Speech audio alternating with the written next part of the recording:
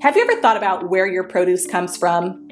Most grocery chains receive produce from various local and national farmers. In fact, there are about 3.4 million farmers in the United States today. But of that staggering number, only 45,000 are Black farmers. At the Better Buggy, we are a proud group of Atlanta-based Black-owned farmers, selling produce locally and nationwide.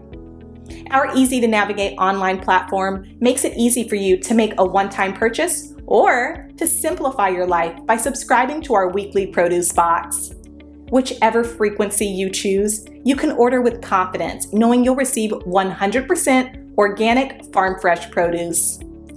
If you're looking for a thoughtful gift for a loved one that they'd actually find useful, be sure to pop by our online store where you can snag a gift card your recipient can use to order their own produce and t-shirts. Ready to start supporting local Black-owned farms and making healthier food decisions? Visit thebetterbuggy.com now to start shopping. You know, it seems like no matter what we do outdoors, there is always someone that has a problem with it. You could just be minding your business, but they certainly won't mind theirs. So this came out in NPR, Geocaching While-Black. Outdoor pastime reveals racism and bias. This came out July 11th, 2021 on NPR. I'm going to go ahead and play this audio. Over the past year, many people have taken up activities they can do outdoors, and one that's become popular is geocaching. It's a high-tech treasure hunt using GPS coordinates for hidden containers called caches, and there are more than 1 million of them across the United States. Sarah Kate Kramer brings us the story of one geocacher who, in his searches, has had to navigate more than just the terrain. Since he started geocaching 3 years ago, Marcellus Cad has found a cache every day. On his best day, he found 274. Recently, he went hunting for a geocache in Austin, and I asked him to record himself on his phone. Right now, we're supposed to be about 22 feet away from it. We're in an open field except for, some trees. That's Cad's 12-year-old daughter, Gemma, who was helping him find a cache in the 90-degree Texas heat. They didn't know exactly what it would look like. The cache might be a film canister, an ammo can.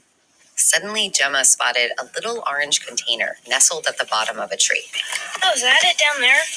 Oh, yeah, that's totally it. Cad's 10-year-old daughter, Zoe, opened the cache. And there's some hand sanitizer in here, a lollipop, yellow star stickers, and the log, of course. Do you ladies want to sign the log? Cad likes taking his daughters geocaching, but most of the time he does it solo. His favorite part is how geocaching is a way to explore the country. I have seen so many things, and I have been to so many places that I wouldn't have gone on my own. I get to have a little miniature treasure hunt every day. But soon after he started, Cad realized that he was having a different experience than the majority of geocachers in the U.S., who are white. I was reading a forum post where somebody asked, how many times have you guys been stopped by cops? Most geocachers said they were rarely, if ever, bothered by the police. And I was thinking to myself, man, I've been doing this 6 months and I've been stopped 7 times. And it's not only the police who question Cad. Strangers, almost always white, often ask why he's poking around their neighborhood. So he's developed some tricks to avoid attention. Here he is looking for a cache in downtown Austin. I'm carrying a clipboard with me, so, they might think that I'm working here. If you look like you're working, then people don't tend to pay attention to you. Cad started a blog called Geocaching While-Black to document his experiences dealing with racism during his travels. He's been to every county in Texas, and once he ended up in a park dedicated to the memory of the Confederacy. The geocache was hidden in the bottom of the flagpole. And I'm like, I'm going to have to get this thing out from under the Confederate flag. And I signed it, and I put it back so I could get the heck out of there. But Cad is actually hoping his blog will encourage more people of color to geocache. There's a certain joy in being Black and basically going out into places where you don't see a lot of Black people. and being able to say, I am here whether you like it or not. Marcellus Cad.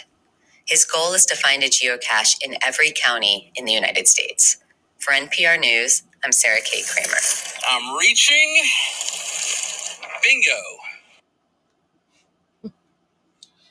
Actually, I never even heard of this until I came across this story. I didn't know people went out and did this, but apparently they do. But for Black people, it's going to always be a different experience no matter what we're doing. You could be outside.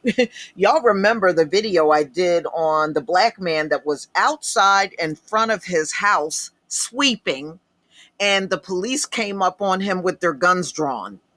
He was out in front. I know y'all remember that. I mean, we literally cannot do anything out in public without it becoming a problem. So I'm not surprised, he's doing this little adventurous type thing, that it's going to draw attention, not from other Black people, of course, but the usual ones that are snooping and being nosy, the usual. So it's just one of those things you got to take into consideration no matter what you do. Look, we got people out here that are doing their jobs, and they may have to go in certain neighborhoods, and look at how the residents treat them.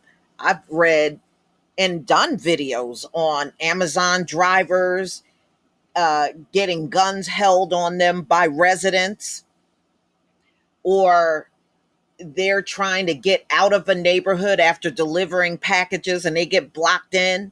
So, I mean, we see this all the time. They don't seem to do this to anybody except for us. Just like Christian Cooper, he was out there bird watching, and look at what happened to him, although he was a coon and didn't even want Amy Cooper to be punished. But still, you can't even sit in a park and do bird watching. So this is America, and this is what America will always be.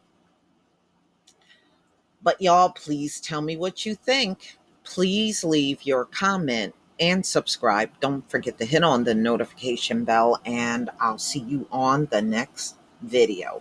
Peace, family.